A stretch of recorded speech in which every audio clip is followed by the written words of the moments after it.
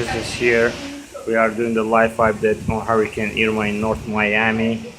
It's getting more windy right now at 8:30 p.m. September 9, 2017. Windy and rainy.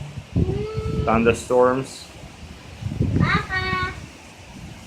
Hey, how are you? That's a troll. Alright, so far so good. We are still in a good shape, thank God.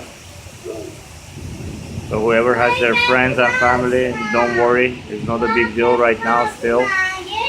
We'll keep you posted, guys. Watch us. There we go.